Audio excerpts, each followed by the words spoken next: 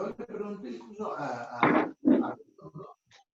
y a Redondo me ha dicho, sí, y le digo, sí, y luego que en la terminal, del estudio de economía, sí, pero no, se equivoca, porque la orden que tenían era que tenían que ir directamente al fuerza. Me dice, no, yo me desentendí, pues vos me dices que eso ya tenía reloj.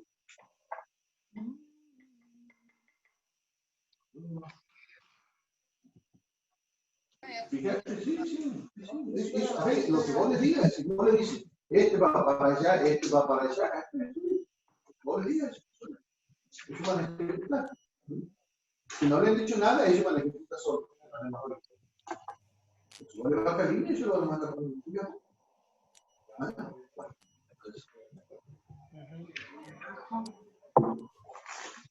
Mira, niñita.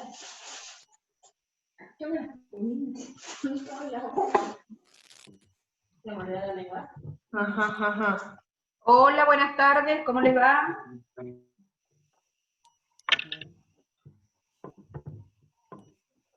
¿Qué tal, profe? ¿Cómo le va? Hola, profe, buenas tardes. Profe, buenas tardes. Ahí esperamos unos minutitos que terminen de entrar y empezamos.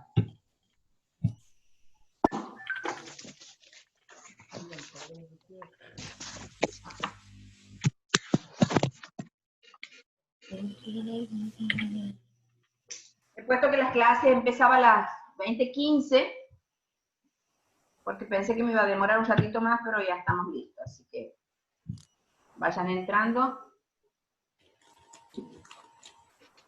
Se acomodan.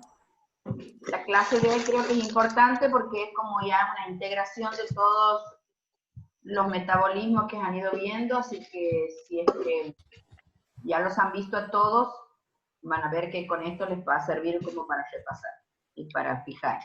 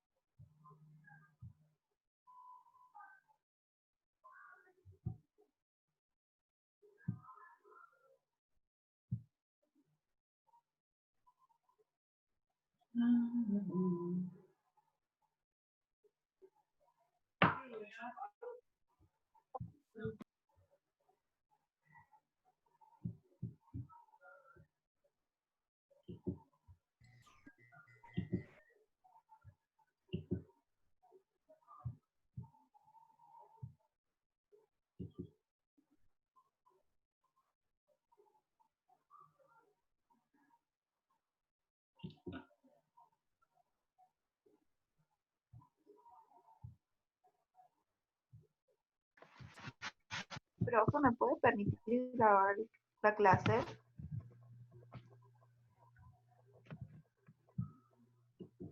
A ver.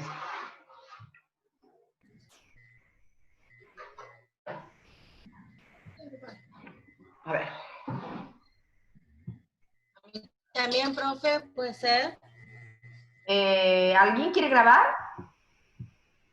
Sí, profe. Bueno, ahora. Rojas, Mónica. Profe, ¿me puede habilitar a mí también? Sí, espérate que voy para el lado de ese. Cáceres. Vamos para ahí. A ver, ¿quién me ha dicho? Cáceres, profe. Rojas, Mónica. Del Bueno, Castillo. voy a Cáceres primero. Ya está Cáceres. Gracias, A ver, profe. Rojas, Mónica, a ver, decime tu nombre para que yo te ubique rápido dónde estás. Aquí. Rojas, Mónica. Ya te encontré. Camila, profe. El Castillo estaba primero. ¿Quién? El Castillo. veces se te corta y no logro entenderte. ¿Cómo?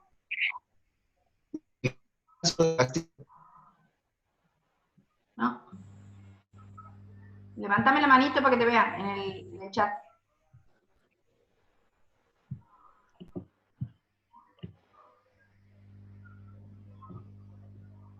¿Quién más quería que le permita grabar? Que le tengo que habilitar desde allí.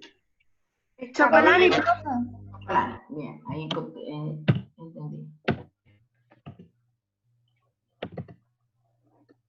Profe, ahí levantó la mano. Ahí está Victoria, habilitada. ¿Quién más? Gracias. Infante, profe, Ahí Florencia. a Ignacio, que tiene la mano levantada y no le estaba dando bolilla.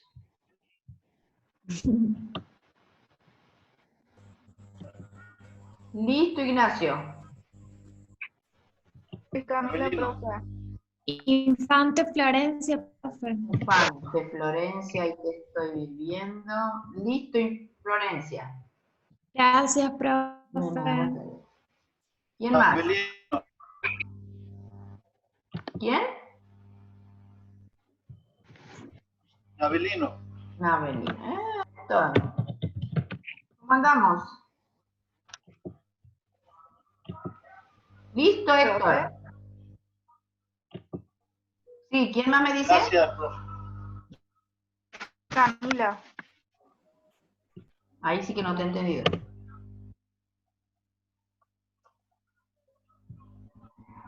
Camila. ¿Camila? ¿Ruiz? Sí. Listo, Camila. Gracias, profe. Nada. ¿Ustedes han grabado las clases del profesor Ovejero? Porque como he visto que no las han subido a YouTube, si alguno me las puede pasar, que así se subo, se las dejo subidas para que después cuando tengan que rendir o algo, las puedan tener a mano todos. No sé si o se las han pasado entre ustedes. Sí, por favor, profe, si puede subir usted. Hay que subirla porque no nos ha dado permiso para grabar. No hemos pedido. Pero lo que pasa es que él no sé por qué razón no puede de su computadora subir la que se graba con el sistema solo. Entonces, si alguno de ustedes ha grabado, que me pase la chiquita, lo hemos hecho una vez con, ya te digo con cuál de las chicas. Con Barbur, me parece que era. ¿Estás? ¿Cómo se llamaba? No era de este grupo, sí.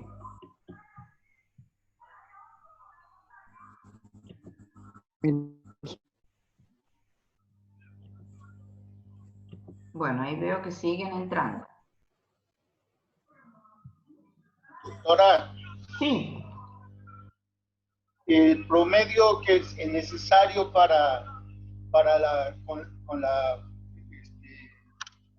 el próximo parcial, ¿cómo va a promediar ahí para regularizar? No, simplemente con aprobar. O sea que con aprobar el primer parcial y futuro, aprobar con 4. Sí, aprobar con 4. Aprobando los dos parciales, están regulares. Muchas gracias, muy amable. Profe, ¿la clase de hoy la va a subir? Sí, la voy a subir. Apenas termino, yo puedo subirla, nunca me da problema en poder subir. ¿Cómo será la metodología del parcial, profe? En lo posible sin copiar. Pero, o sea, oral, la plataforma, ¿cómo hacer? Y de nuevo, es múltiple opción porque es la... Profe, y ahora van todas las unidades desde las 10 hasta las 20, 21. Ahora van todas las unidades, ¿verdad? Desde las 10 hasta hasta que lleguemos. Los contenidos que iban para el parcial 2 más los del contenido del parcial 3. Va todo junto. Pero no ¿Será nos por mate, la, profe. será por la plataforma, profe, no? Sí, ¿O no? sí, por la plataforma. Ah, ok. Lo que Perfecto. no sé si vamos a hacerlo por bueno, por eso, digamos, detalle que no les cambia a ustedes, si es la plataforma de la universidad o alguna otra, pero lo más probable es que sea la misma.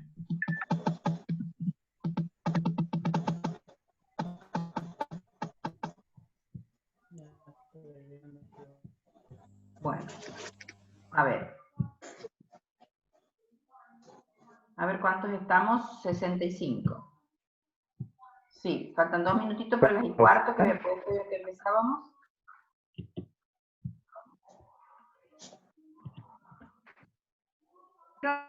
¿Este tema era el blanco? No.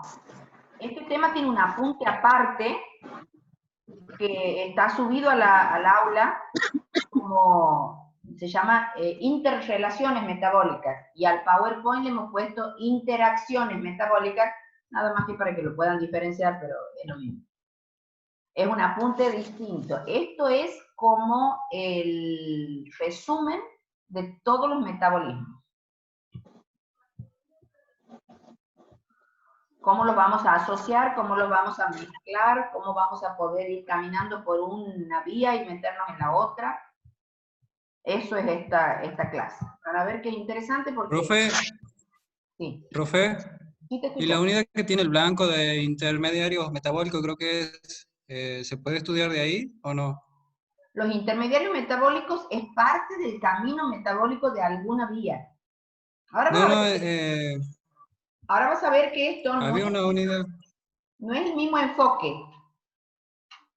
Pero ahora cuando veamos la clase te vas a dar cuenta es mucho más lindo como está en el... Simplemente por facilitarle le hemos puesto un apunte distinto. Ah, ok, gracias, profe. Con el PowerPoint, entendiendo, y ustedes si toman algo de apuntes en lo que estamos viendo, les va a alcanzar. Bien, gracias, profe. Estamos entonces.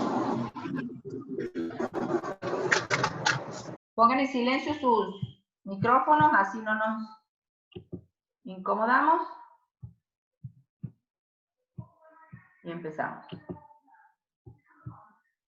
Ahí está. Bueno. La macana que no he puesto para que entren directamente, así no tenga que permitirles, pero bueno, ya va a llegar un momento que no voy a poder permitir más. Listo. Bueno, en la clase de hoy lo que vamos a ver es justamente esto que les he dicho, la manera como vamos a ver que en el organismo no sucede una sola vía metabólica por separado. No es que hay un camino que es puro, que empieza en A, termina en Z, y ese camino es el que está actuando, sino que en el camino, y por distintos motivos, que son en la mayoría que tienen que ver con los alimentos que se están consumiendo y con la actividad que se está realizando, no solo actividad física, actividad metabólica, y con el estado de salud o de anormalidad, vamos a poder ir como entendiendo qué es lo que pasa en cada circunstancia. Tenemos,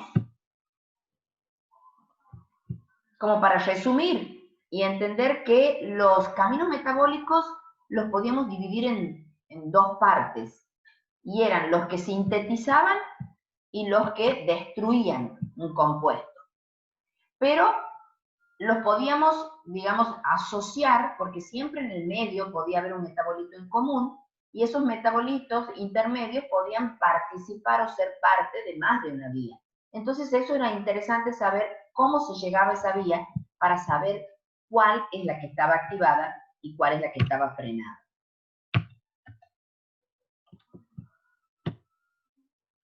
Nosotros habíamos visto que el ser humano tiene lo que se llama dos tipos de estadios en forma intermitente. O estamos comiendo o estamos sin comer. Al estado cuando nos estamos alimentando se llama justamente de alimentación. En cambio, una vez que terminamos de comer, nuestro estómago no está absorbiendo nada, nuestro intestino no está trabajando, estamos en lo que se llama un ayuno. El ayuno no necesariamente uno lo asocia como muy largo o muchas horas sin comer. No, también el que sigue inmediatamente a la alimentación también es un ayuno, solo que es un ayuno temprano, un ayuno corto. Entonces, si ustedes ven en la diapositiva, tenemos un gráfico que es alimentación y otro que es ayuno. Lo que hacemos es intercambiar alimentación, aquí hay una flecha que nos vamos a un ayuno, los espacios entre medio que no comemos nada, luego volvemos a consumir o a comer algo, entrar en este periodo de alimentación. ¿Qué es lo que pasa cuando comemos? Ustedes imagínense que hemos incorporado proteínas, lípidos e hidratos de carbono. Entonces, si hemos consumido algún azúcar, directamente, si es un dímero como la sacarosa, se va a desdoblar. El producto final de cualquiera de los hidratos de carbono es la glucosa. Entonces, esa glucosa va a entrar a la célula y va a empezar el proceso de destrucción de la glucosa, porque se supone que comemos para poder incorporar energía a nuestro organismo y el mayor compuesto para producir energía es la glucosa. Entonces empieza lo que se llama la glucólisis, lisis de la glucosa. Entonces comemos algo de hidrato de carbono, que son pastas, que son los productos de panadería, que es lo dulce, empieza el proceso de glucólisis adentro de nuestro organismo porque hemos incorporado glucosa y hay que destruirla para utilizar su energía. Si comemos una cantidad de hidrato de carbono que es alta, esa cantidad va a cubrir, a utilizarse, y lo otro va a ir a guardarse en parte. ¿Cómo se guarda la glucosa que está en exceso? Como glucógeno. Entonces se fabrica glucógeno. Por lo tanto, otra vía metabólica que hay activada es la glucógeno síntesis. Consumimos glucosa, vamos a usarla, glucólisis. Lo que no estamos usando, o porque por ejemplo estamos sentados, o por ejemplo no estamos haciendo gimnasia o alguna otra actividad mental o física que requiera un extra de energía, se la va a guardar. ¿Cómo se guarda? Como glucógeno. Por lo tanto hay que fabricar ese glucógeno, activada la vía de glucógeno síntesis. ¿Qué pasa si la cantidad de hidratos de carbono es todavía un exceso mayor? Está la actividad, hemos guardado el glucógeno y seguimos comiendo, seguimos incorporando hidratos de carbono en nuestra dieta. Entonces ahí hemos saturado nuestros placares de glucosa, no cabe más, se va a guardar como grasa. Ese exceso de hidratos de carbono se va a guardar como grasa. Entonces, si fabricamos grasa, ¿cómo se llama? Lipogénesis. Génesis de generar, lipograsa. Entonces, cuando uno está comiendo, especialmente lo que son los hidratos de carbono, están activadas estas tres vías. Glucólisis, glucógeno síntesis y lipogénesis. Terminamos de comer. Pasa una hora, media hora, se consume la glucosa que habíamos incorporado y empieza en este periodo del círculo azul a activarse otros procesos. La cantidad de glucosa que habíamos ingerido ya no está disponible porque dejó de incorporarse. Entonces el organismo sigue necesitando la glucosa para todos los mecanismos vitales. Entonces va a ir a la reserva. No se reserva como glucosa, se lo guarda como glucógeno. Entonces, el organismo va a tener la manera de destruir ese glucógeno para poder tener glucosa libre de nuevo. Entonces se llama glucógenolisis, rompe el glucógeno. ¿Cuándo entonces?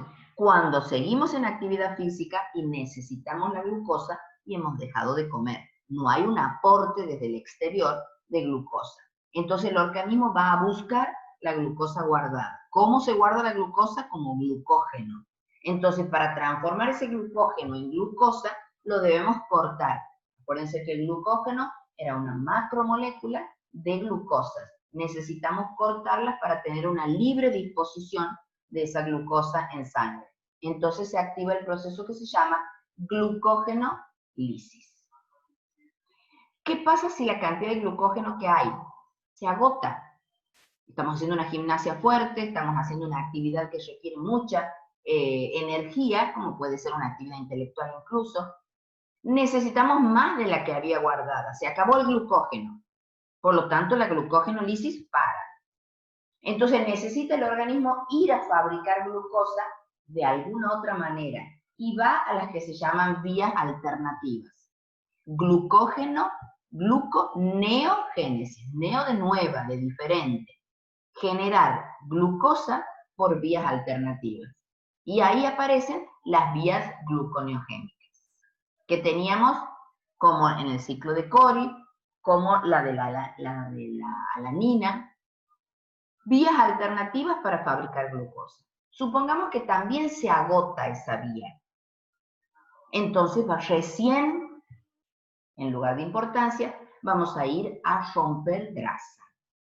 La destrucción de la grasa se llamaba beta-oxidación, y cuando esa destrucción de grasa es de manera importante y grande en concentración y en cantidades, se va a producir una saturación de la cantidad de acetil-CoA y por lo tanto vamos a entrar en lo que se llama un proceso de cetogénesis.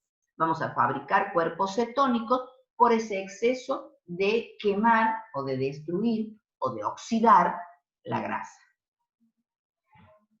¿Qué pasa si no hubiésemos tenido grasa o la hemos agotado? Imaginemos los procesos, no solo los fisiológicos, uno le dice un proceso fisiológico cuando es normal, sino también las circunstancias anormales, como puede ser una patología, como la anorexia.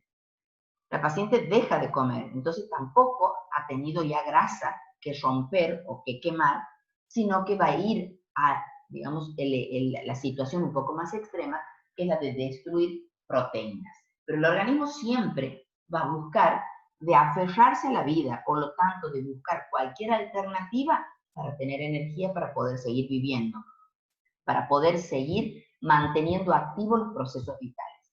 Y vamos a tener lo que se llama la proteólisis, o sea, la destrucción de proteínas para aportar la energía que necesita. Esto sería, en términos generales y groseros, cuáles son los mecanismos que se van activando en cada caso. Ahora, eso mismo que hemos contado recién, lo voy a volver a contar con un poquito más de detalle. Hemos dicho que vamos a consumir 3 tipos de macromoléculas en la dieta, que son triacilglicéridos, porque en realidad las grasas que consumimos en la dieta, el 98% son triglicéridos. El formato químico que tiene la grasa que consumimos en la dieta. La otra gran macromolécula es el polisacárido. ¿Qué son los polisacáridos? Hemos dicho todos los que son los glúcidos, como glucosa, como un disacárido, como miel, como la lactosa, como las harinas, polisacáridos en general. Y la tercera gran macromolécula, las proteínas. Estas 3 grandes macromoléculas, el primer paso que sufren es achicarlas hasta la molécula más chiquita. O sea que haber una ruptura en todo este proceso de la digestión hasta que se van achicando. Los polisacáridos, la molécula chiquita que puede ser absorbida en el intestino, glucosa. Y si no es glucosa, se transforma en glucosa. Podría ser una galactosa, hemos dicho, ¿se acuerdan la otra vez? Una fructosa, pero se transforma en glucosa para ser absorbida.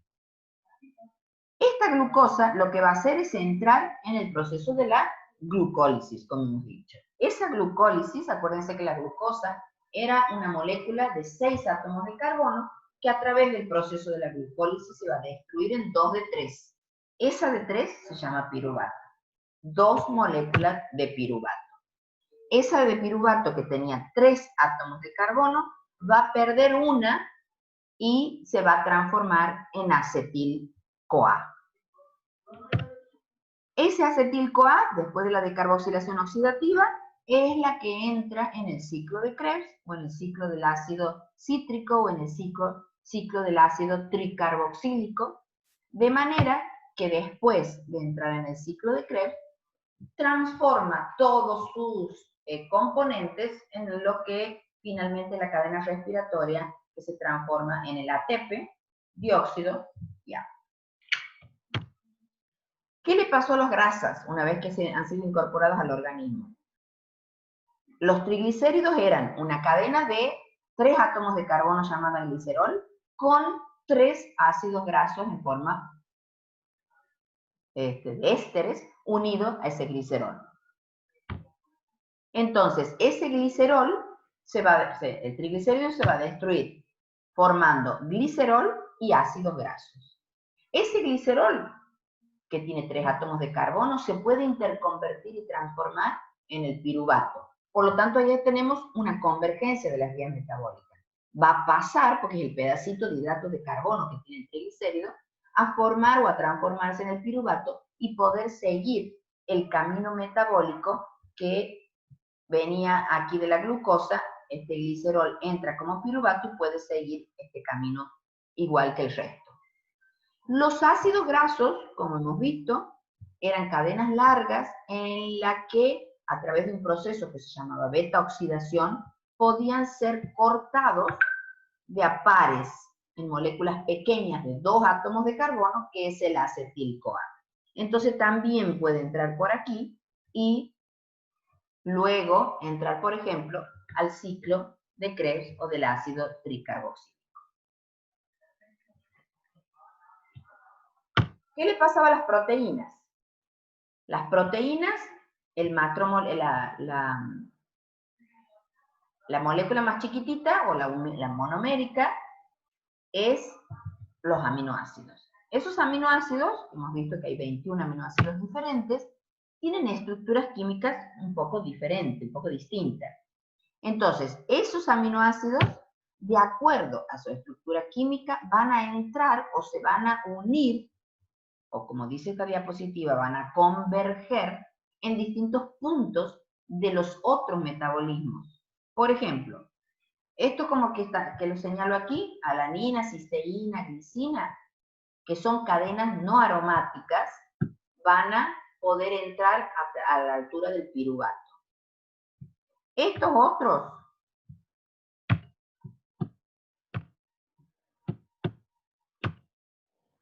pueden entrar, fenilalanina, isoleucina, pueden entrar como, transformándose luego como acetil-CoA. Después tenemos, cada uno de los aminoácidos restantes van a perder el grupo amino, el nitrógeno, transformándose en algunos de los compuestos que forman parte del ciclo de Krebs. Por lo tanto, pueden incorporarse al ciclo de Krebs a esa altura para seguir, digamos, la ruedita, el ciclo, que era el ciclo de Krebs, y producir distintos puntos de cofactores energéticos para producir en la cadena respiratoria las moléculas de ATP tan necesarias para estos procesos.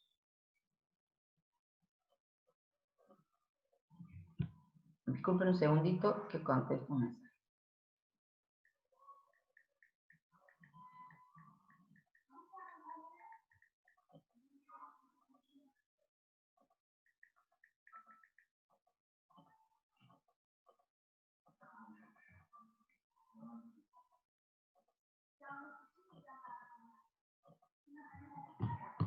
Bueno, entonces, ustedes ven en esta diapositiva cómo los 3 macronutrientes que incorporamos siempre en el organismo tienen vías metabólicas en común. Entonces, dependiendo de la estructura química, va a ser el lugar a donde se van a incorporar para poder seguir a veces toda esta parte que se llama metabolismo intermedio, que pueden compartir las vías dependiendo de cuál sea, por ejemplo, en este caso, el aminoácido del que se trate, o la parte del triglicérido de la que pueda, en las que puede disociarse, y por lo tanto el punto o el lugar a donde va a poder entrar. Ahora, de nuevo vamos a ver otra diapositiva similar a la anterior, con otro poquitito más de detalle. Que si ustedes ya lo han visto, se van a ir dando cuenta cómo esto todo se va asociando, y por eso lo importante de los contenidos, los conceptos los tienen incorporados, cómo esto les sirve de un buen resumen. Hemos dicho entonces la glucosa como uno de los macromoléculas que el producto de una de las macromoléculas que son los hidratos de carbono. En la glucólisis, el primer paso de la glucosa era la transformación en glucosa 6-fosfato. Se hace fosforilada, no en cualquier lugar, en el carbono 6. Y se formaba este compuesto que era la glucosa 6-fosfato, que hemos dicho en más de una clase, donde la gran ventaja desde el punto de vista funcional de esta molécula con el fósforo es que puede no escapársele a la célula, se transforma en impermeable. Una vez que ha entrado en la célula, al unírsele al fósforo y formarse la glucosa 6-fosfato, queda encerrada y por lo tanto tiene que sí o puede ser sí o sí usada. Esa glucosa 6-fosfato, al final de la parte de la glucólisis, vamos a obtener la molécula de piruvato. Ese piruvato es el que va a seguir después entonces en el ciclo de Krebs que hemos visto con la decarboxilación, etc. Esa glucosa 6-fosfato podía seguir otro tipo de vía. Por ejemplo, la vía de las pentosas. Que la importancia de la vía de las pentosas, una era nada más y nada menos que poder producir o proveer esta molécula de NAD-fosfato reducido necesaria sí o sí para, por ejemplo, fabricar los ácidos nucleicos. También para fabricar los ácidos grasos o en el metabolismo de los ácidos grasos. ¿Qué otra vía aportaba en la producción de piruvato? Las vías alternativas, la gluconeogénesis, tanto del lactato como del ciclo de la alanina. Estos dos compuestos son vías alternativas para producir piruvato y por lo tanto para aportar a la gluconeogénesis, por ejemplo.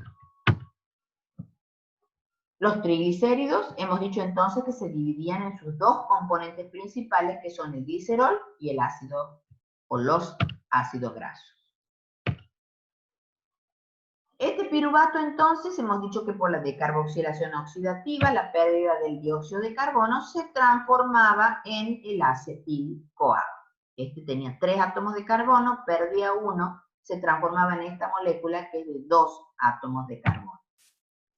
También colaboran en este proceso de producción de acetil-CoA algunos aminoácidos que a perder el grupo amino se transforman en acetil-CoA. Este acetil-CoA, hemos dicho un poquito en la diapositiva anterior, en su mayoría, en los casos, digamos, más comunes, se transforma en la vía inicial o el punto más importante de aporte de los compuestos al ciclo del ácido cítrico. El acetil-CoA con la oxaloacetato formaban el primer compuesto del ciclo de Krebs, que es el ácido cítrico, que le da nombre a este compuesto. Pero también puede ser responsable o precursor de la síntesis del colesterol, que hemos dicho que es muy importante el colesterol en el organismo porque es el precursor de las hormonas. Sin el colesterol no podemos fabricar ni las hormonas sexuales ni las hormonas suprarrenales.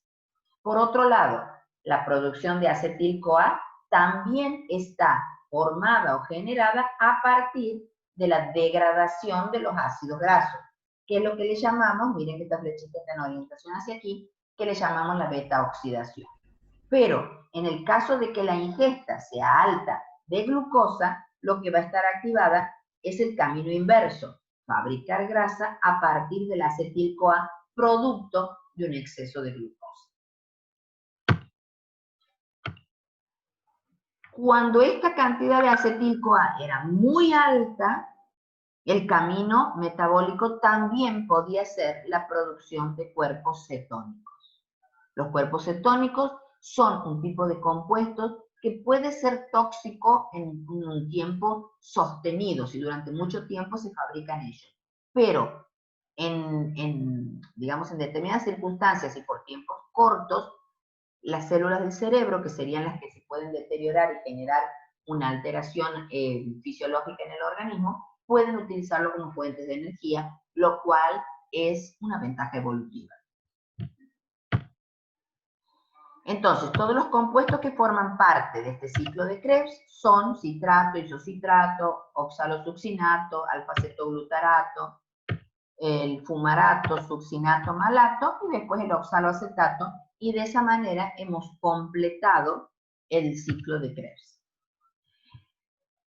Y como hemos visto en la diapositiva anterior, cada uno de estos compuestos podía ser producido por este ciclo que se iba transformando, o también había una serie de reacciones químicas que podían aportar formando alguno de estos compuestos. Por ejemplo, el aminoácido aspartato se puede, perdiendo el nitrógeno, transformar en oxaloacetato. ¿Y quién era el aspartato? Es especialmente el que puede, acuérdense que el nitrógeno en el cuerpo humano es tóxico, por lo tanto el organismo se lo tiene que sacar de encima. ¿Cómo es la mejor o la manera más eficiente que tiene? Es eliminando por orina a través del ciclo de la urea, que es un compuesto que tiene 2 nitrógenos y por lo tanto es eficiente en esa pérdida. El compuesto que queda luego de perder los nitrógenos puede ser la formación del oxaloacetato cuando el nitrógeno perdido es a partir del aspartato. La manera, digamos, como elimina es eliminando especialmente lo que es el amonio en el cuerpo, que es pero dicho en general, es la pérdida de los nitrógenos. Que también era aportado este amoníaco por otros tipos o por los aminoácidos. Entonces los aminoácidos podían aportar en fumarato, succinato, etc.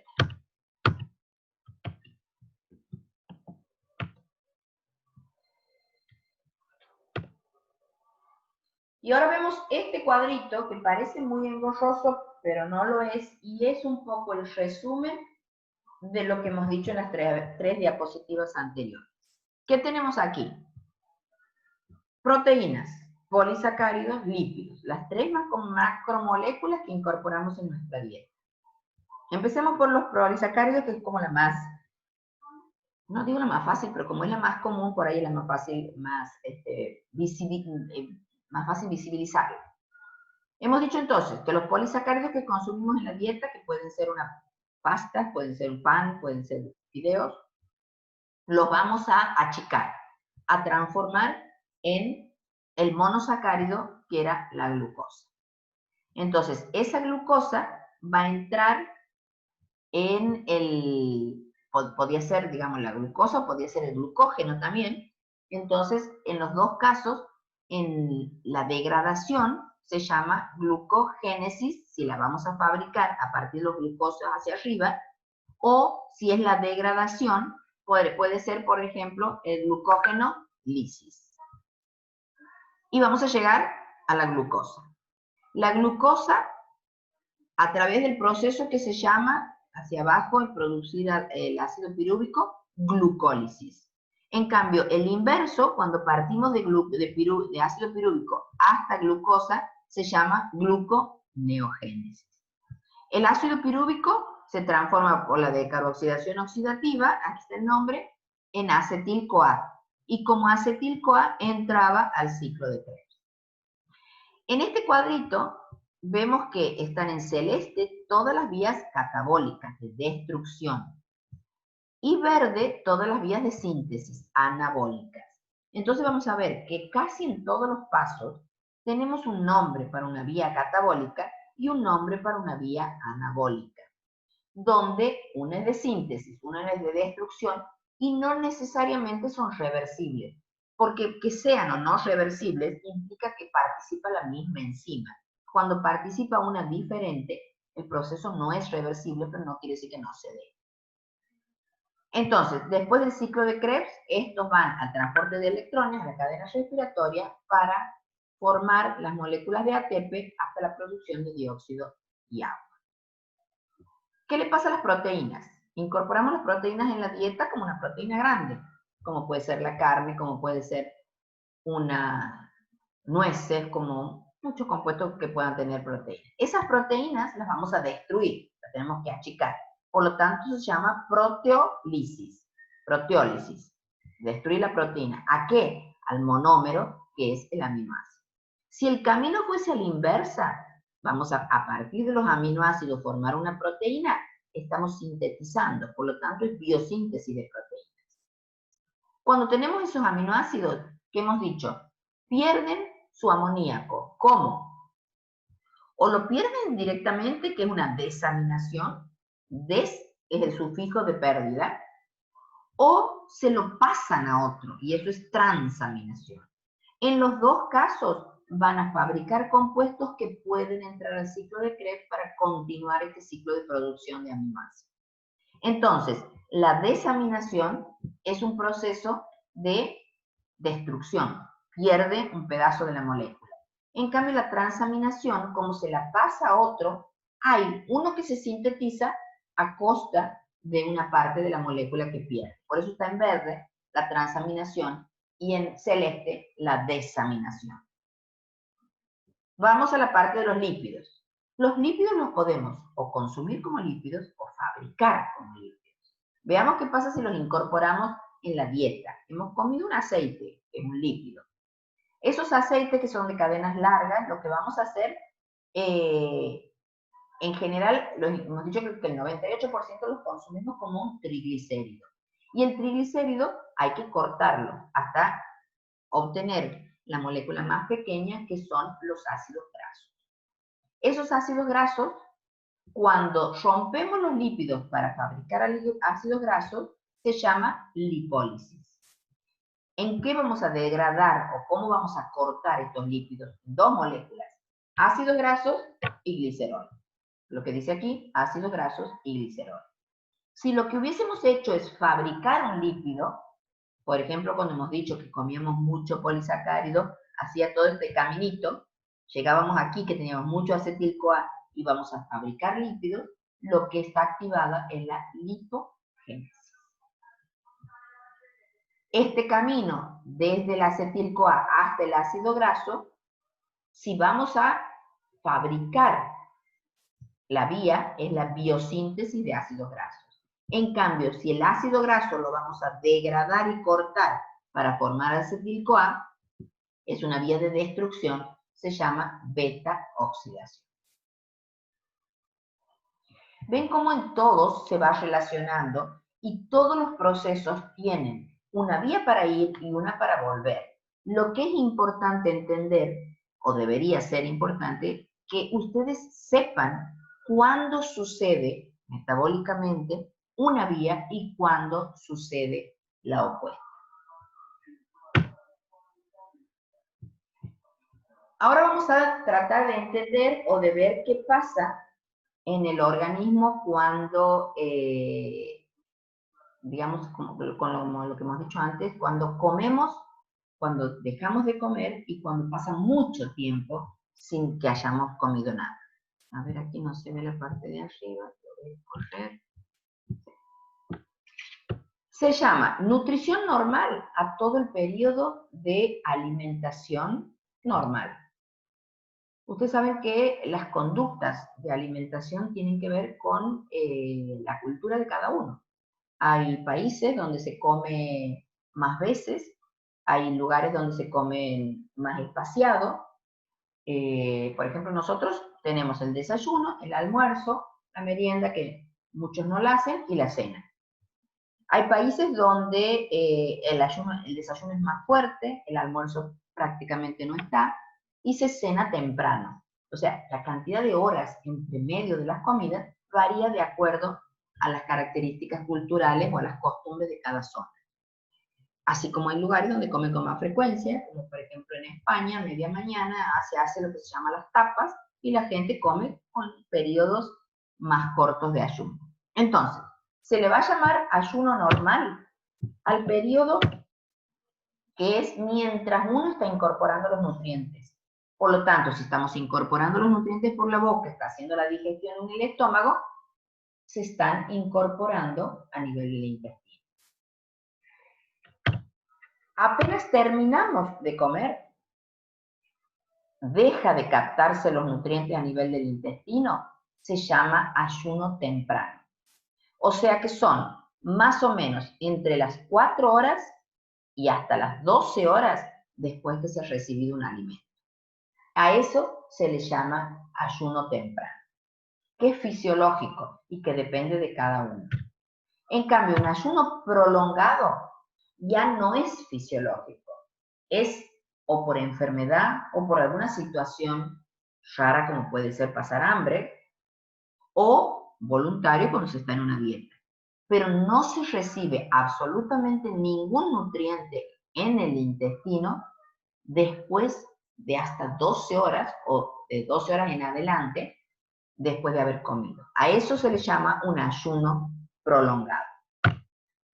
Pero para diferenciar con la inanición es cuando no se ha consumido nada por un tiempo mayor a 3 días. Y esto no es normal, es patológico y puede obviamente llevar a la muerte. Ahora lo que vamos a ver es puntualmente qué vías metabólicas están activadas en cada caso y dónde, digamos especialmente el tema de parte del organismo en la que activa o desactiva eso. Nutrición normal, hemos dicho que estamos comiendo. Por lo tanto, si estamos comiendo, estamos recibiendo glucosa, hidratos de carbono y lípidos. Empecemos por la glucosa. Esa glucosa va a ir a la sangre. La sangre va a estimular el páncreas. ¿Para qué? A las células beta del páncreas para liberar lo que se llama la hormona insulina, que actúa a nivel del hígado. Este dibujito, aunque no aparezca muy claro ahí, es un hígado. Esta insulina la insulina lo que hace es, cuando los niveles de glucosa suben en la sangre, la insulina es la encargada de bajar. Ustedes lo pueden asociar mejor con la enfermedad, que es la diabetes, que han visto que el paciente diabético tiene la glucosa alta, y cuando la tiene alta, tienen que ponerse insulina para poder bajar esa azúcar. En el caso del paciente diabético es porque no tiene insulina y necesita agregarla en forma externa artificial. Pero si un paciente funciona bien, lo que hace es su páncreas liberar la insulina y actuar a nivel de hígado, destruyendo esa glucosa, que es lo que se llama la glucólisis. ¿Qué hace con la glucólisis? Transforma la glucosa en piruvato. Y ese piruvato, o esa glucosa, va a ser utilizada por el cerebro, transformándolo en dióxido de agua. Si le sobra, va a guardarla como glucógeno en el mismo hígado. Liver se dice hígado en inglés. También lo que va a hacer es reciclarlo como lactato por el ciclo de Cori. Y si le sobra, también va a ir a guardarla o almacenarla como grasa. Esa grasa va a quedar en el hígado o puede ir a almacenarse en los tejidos adiposos a través de una lipoproteína que la va a vehiculizar, que es el VLDL, que hemos dicho que es la que sale del hígado para llevar a los tejidos. Bien. Otro tipo de macromoléculas que incorporábamos con la dieta, proteínas, o sea, aminoácidos. ¿A dónde van los aminoácidos? Al hígado también. ¿Qué le pasan a esos aminoácidos? Va a fabricar proteínas que necesite el organismo. Por ejemplo, ¿cuáles? Hormonas, por ejemplo, estructuras de las membranas, inhibidores, enzimas, muchas estructuras o muchos compuestos que necesitamos en el organismo que son proteínas, van a ser sintetizados en el hígado gracias a los ladrillitos que le aporta la dieta, que son los aminoácidos. Entre esos también, algunos aminoácidos van a ir a aportar a piruvatos cuando por la transaminación o la desaminación, ya habíamos dicho antes, eliminando el amoníaco a través de la urea, que era perdido a través de la proteína la urea, de la orina. Y estas proteínas, que se fabrican algunas en el hígado, van a ir a los tejidos a cumplir la función en el caso de que sea para eso. ¿Qué otra macromolécula podemos incorporar en la dieta? Grasas. Esas grasas pasaban a través del hígado con el formato de una lipoproteína que se llama kilomicrón. Lo hacía por vía linfática porque el tamaño no le permitía ir directamente por vena, por sangre, sino por vía linfática a los distintos tipos de tejido que lo iba a ir utilizando o depositando. Por ejemplo, el músculo, por ejemplo, directamente los tejidos adiposos para su almacenamiento. Esto es lo que pasa en una nutrición normal. Este es el intestino, estamos absorbiendo los 3 tipos de macromoléculas y están activados todos estos procesos fisiológicos que suceden cuando uno se está alimentando. Resumiendo, hay glucólisis en el hígado, en el músculo y en los distintos tejidos, por ejemplo en el cerebro.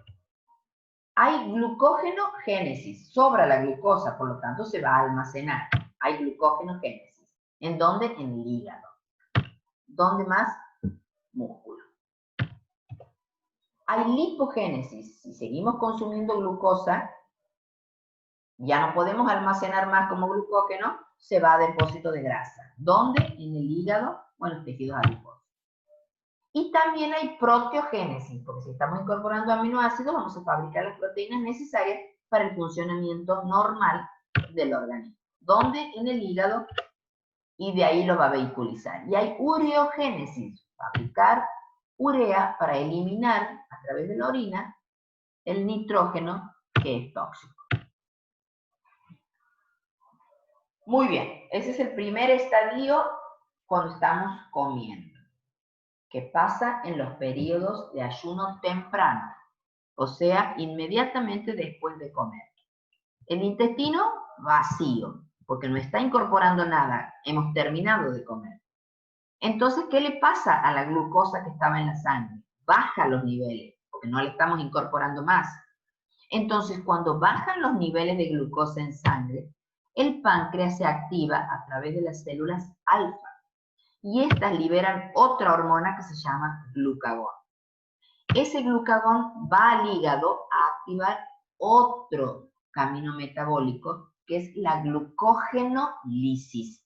¿Por qué? Porque si lo que necesitamos es que se fabrique glucosa, porque no está entrando glucosa por acá, tenemos que destruir glucógeno. Esta glucosa va a tener la posibilidad de ir a los diferentes tejidos a ser utilizada. Cerebro, por ejemplo, músculo para el piruvato, que va a hacer el ciclo de Cori para poder volver a completarlo, o el ciclo de la alanina, que también va a aportar esa glucosa que está faltando. Resumiendo, ayuno temprano, la glucosa sanguínea disminuye. No hay absorción a nivel intestinal. Entonces la insulina disminuye, lo que aumenta es el glucagón, producido células alfa del páncreas. Esa es la señal del estado de ayuno, secreción de glucagón. Él es el responsable de romper el glucógeno, o sea, de movilización del glucógeno para fabricar glucosa.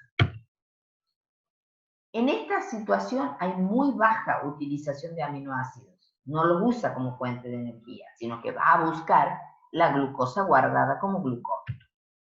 Es una situación normal. Y no hay fabricación de grasa. Obviamente está frenada porque estamos utilizando la glucosa. No hay un exceso como cuando está comiendo. Entonces, el resultado neto, aumentamos de nuevo los niveles de glucosa gracias a estos 3 mecanismos.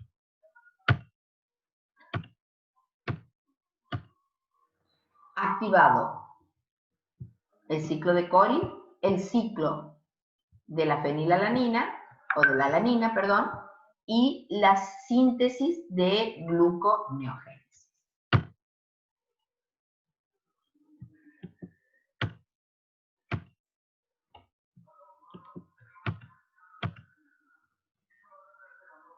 En ese ayuno temprano, entonces lo que hay es destrucción de glucógeno con el objetivo de aumentar el nivel de glucosa, de producir glucosa.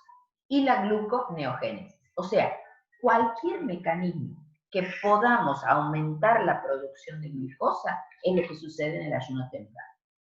No sé qué dice aquí, producción de glucosa. Bien, vamos al otro estado, que es el ayuno prolongado. Esto ya no es fisiológico, o es voluntario o es una enfermedad, pero no es lo fisiológico. Nosotros no estamos más de 12 horas sin comer voluntariamente, sino por alguna situación, o porque estamos enfermos, o porque estamos voluntariamente con la intención de bajar de peso. ¿Qué pasa en un ayuno prolongado? El intestino, de nuevo, sin ningún tipo de absorción. No estamos comiendo. Entonces, ¿qué va a pasar? Las células alfa del páncreas fabrican glucagón que va a ir por vena al hígado. Pero el hígado ya no tiene glucógeno. Por lo tanto, no hay producción de glucosa a partir de glucógeno.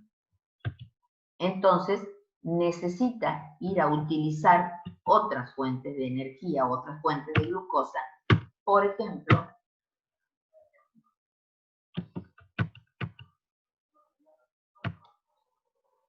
la gluconeogénesis a partir, una parte es de destruir la grasa, el pedacito del carbohidrato o del hidrato de carbono que tiene la grasa, que es el glicerol, un aporte, que va a producir cuerpos cetónicos, pero que tenía la ventaja que el cerebro sí los podía utilizar como fuente de energía.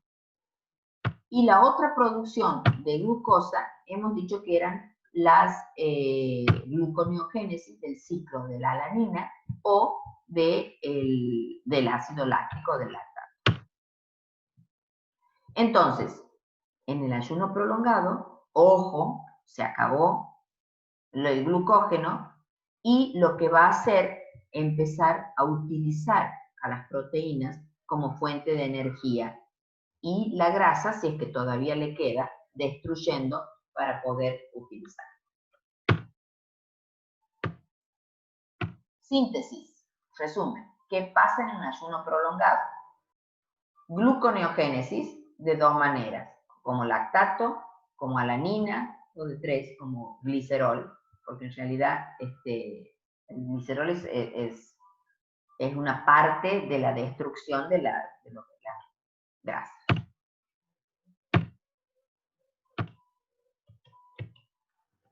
Hay destrucción de proteínas a nivel muscular con liberación, si estamos rompiendo proteínas, liberación de algunos aminoácidos como alanina, como glutamina, como glicina, que pueden aportar también energía o transformarse en una cadena hidrocarbonada para poder transformarse en glucosa. Y hay una lipólisis, una destrucción de grasa, hemos dicho, siempre que grasa vaya quedando. Como oxidación de los ácidos grasos en músculo esquelético y cardíaco. Esto va a llevar a una cetogénesis, o sea, producción de ácidos grasos, destrucción de ácidos grasos con producción excesiva de acetil-CoA que nos va a llevar a la cetogénesis que tenía como, digamos, ventaja que podía ser utilizado por el cerebro. Esto va a ir hasta un proceso de agotamiento de los depósitos de grasa.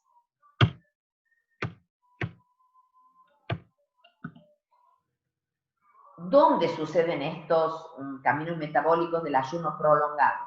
En el hígado hay gluconeogénesis, hay cetogénesis a partir de los lípidos y hay lipólisis en el hígado. En los tejidos adiposos, lipólisis, destrucción de grasa, y en el músculo, proteólisis, destrucción de las proteínas. Ahora vamos a ver otra situación metabólica, otra situación fisiológica, como es la actividad física intensa. Cuando nosotros hacemos, en general se divide a la actividad física como aeróbica y lo que se llama actividad física intensa, o también llamada, se me olvidó el nombre, que es repetidos, cortos y anaeróbicos, que es localizada, no me sale. Actividad localizada. Entonces, esta que se llama actividad física intensa es lo que sería la actividad física localizada, donde en general no hay un consumo mucho de oxígeno, sino hay repetición intensa de movimientos cortos. ¿Qué pasa en estos casos? Hay un consumo de energía sin oxígeno, por lo tanto es una fermentación y se llama fermentación láctica, de manera que el glucógeno se va a transformar en lactato en los músculos.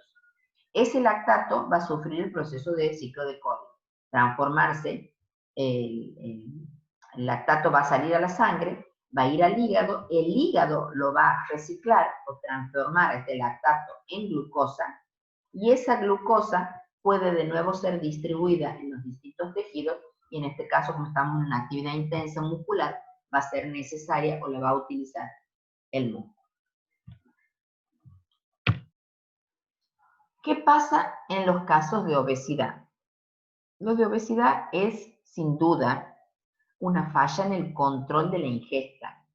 La persona obesa no logra sentir la saciedad, entonces sigue comiendo y sigue deseándose seguir comiendo. Es, digamos, otro problema, el del problema neurológico de la ingesta.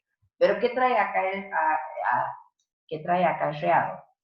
Que haya como un círculo vicioso, una retroalimentación negativa de dos cosas. Uno, si aumenta la ingesta, por lo tanto va a aumentar los carbohidratos.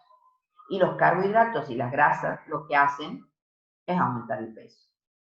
Por lo otro lado, ese aumento de peso genera un aumento del tamaño.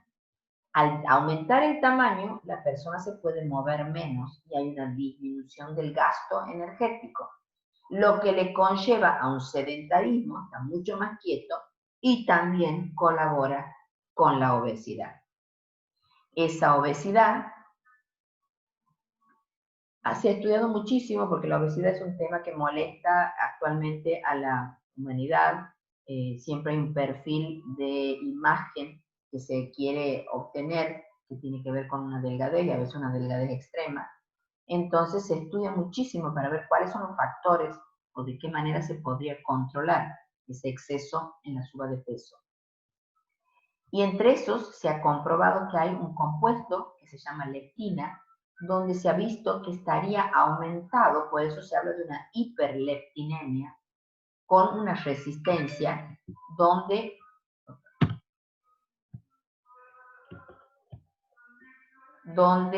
traería o sería responsable de esas consecuencias clínicas o metabólicas.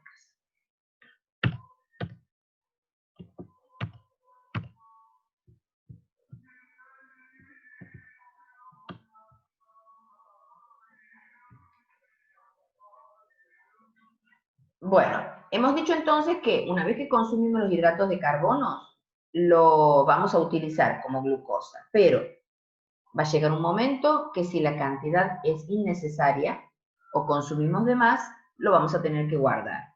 Al guardarlos, los guardábamos como glucógeno. Pero esa capacidad del glucógeno era limitada. Entonces, no se podía guardar más. Pero después de guardar como glucógeno, podíamos sí guardarlas como grasa. Y teníamos la gran desventaja que el depósito de grasa sí es ilimitado. Se puede guardar y se expande la célula para que quepa la grasa hasta niveles, digamos, ilimitados. O sea, una célula se puede aumentar, por eso existe la obesidad mórbida. Entonces, los alimentos que no se consumen, que no se los utiliza como energía, se los va a guardar. Y por lo tanto, esa es la grasa que se considera como una fuente de almacenamiento de energía y es la que da origen a la obesidad. Lo que vamos a ver es una enfermedad que es la diabetes. donde está muy asociada a estos trastornos metabólicos, justamente se llama o se habla de síndrome metabólico cuando tiene asociada la diabetes, que es uno de ellos, a otros tipos en los que tiene que ver con estos caminos metabólicos que van en direcciones que no son las correctas. La diabetes es un aumento de la glucosa en sangre. Se dividen en dos tipos, está la tipo 1 y la tipo 2. La tipo 1 tienen en el páncreas la incapacidad de producir insulina. O sea, un páncreas agotado, lastimado, lesionado, no se sabe bien por qué, pero no puede producir insulina. En cambio, la tipo 2, el paciente sí puede producir insulina, pero la insulina que produce no es efectiva, no es funcional. Y se cree que lo que falla ahí son los receptores a nivel de la célula para que esta insulina funcione. Por eso la enfermedad se llama insulinoresistencia. En los dos casos, lo que le pasa a la célula es lo mismo, y es que no tiene glucosa. En la diabetes tipo 1, esa incapacidad de producir la insulina hace que la glucosa no entre. Entonces no se incorpora, por lo tanto la célula sigue pidiendo a gritos que le lleven glucosa. Entonces, al traer, moviliza los depósitos y la glucosa sigue aumentando. Pero como no puede entrar a la célula, aumenta la glucosa circulante. El paciente, en ese caso, al no haber insulina, la glucosa está alta, pero al no haber insulina, el paciente baja de peso. Por eso es muy fácil clínicamente, se dice clínicamente porque es el aspecto físico o las características externas, que diferenciemos una diabetes tipo 1 de la de tipo 2, porque en la de tipo 1 el paciente empieza a adelgazar y adelgazar hasta que le descubren, por ejemplo, en el caso de la diabetes. En cambio, en el paciente de diabetes tipo 2, la característica es que empieza a subir y no puede bajar de peso, y les resulta muy difícil bajar de peso, aún comiendo poco, porque la cantidad de glucosa se va acumulando y va produciendo, la insulina es alta y va produciendo una activación de la lipólisis.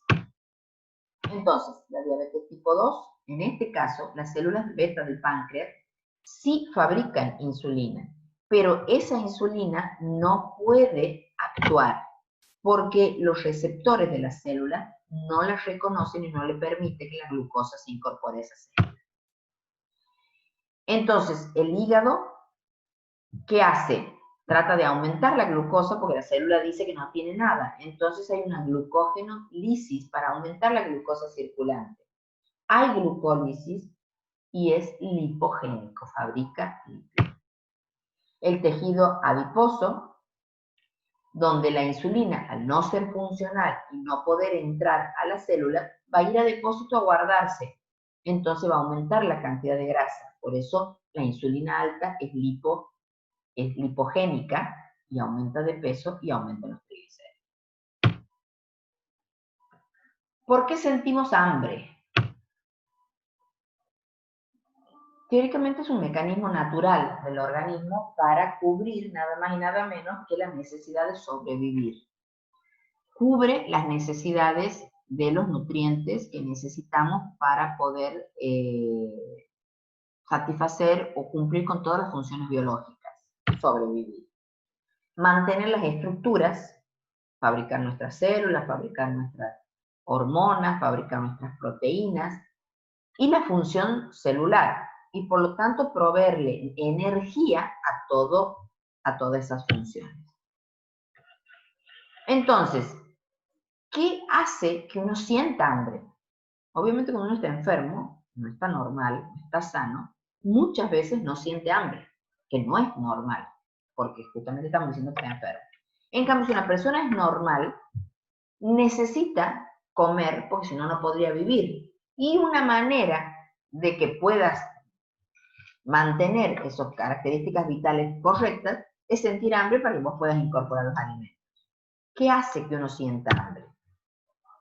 Uno, se dice que es psicosocial y cultural. O sea, sabemos que a las 12 del mediodía almorzamos, y entonces nosotros a las 11:30 vamos a empezar a sentir hambre.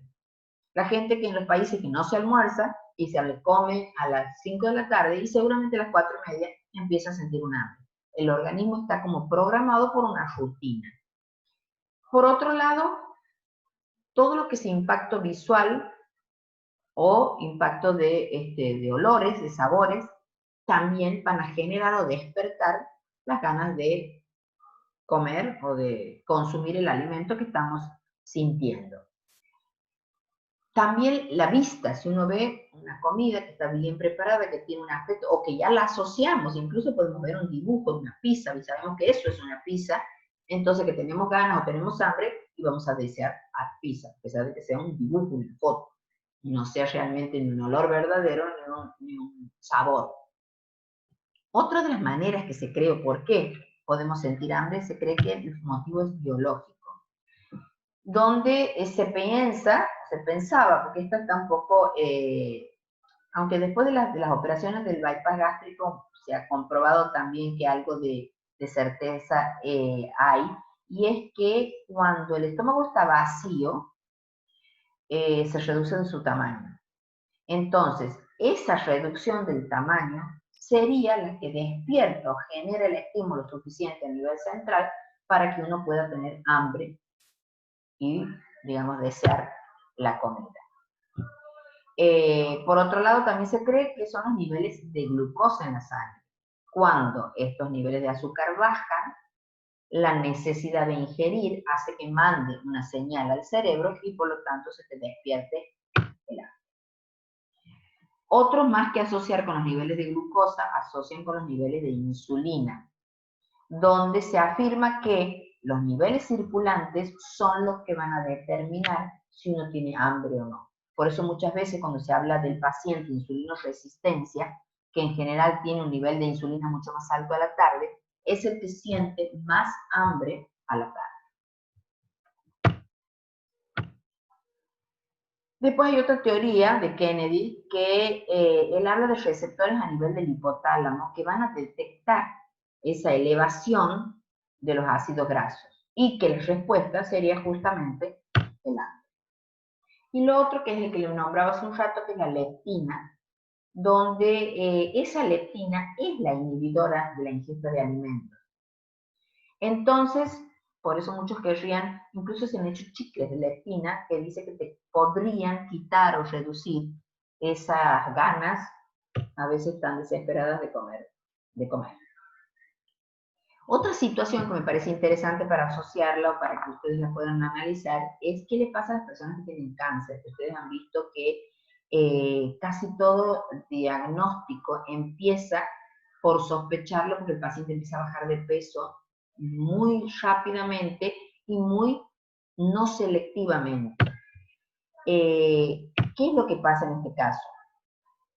No es un ayuno como el de un ayuno como el de no comer, sino es más lo que le pasa al organismo cuando está enfermo, cuando hay una inflamación, cuando hay una infección o cuando hay una lesión. ¿Por qué? Porque el tumor, sabemos que las células cancerígenas lo que hacen es una multiplicación celular. En esa multiplicación alocada de células, lo que fabrican mucho son niveles de lactato, por otra causa, por la misma célula tumoral. Entonces ese lactato, que lo hemos visto, competiría con la glucosa. Entonces generaría una gluconeogénesis hepática muy aumentada. Y esta es la que produciría esa lipólisis o activación lipolítica que destruiría y que haría que el paciente pierda mucho su peso por pérdida de proteínas musculares.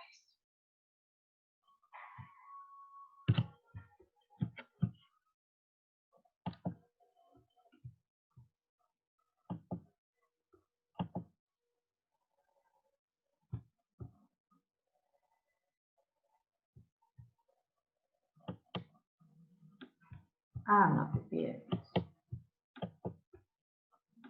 Ahí está. Bueno, ¿alguna pregunta?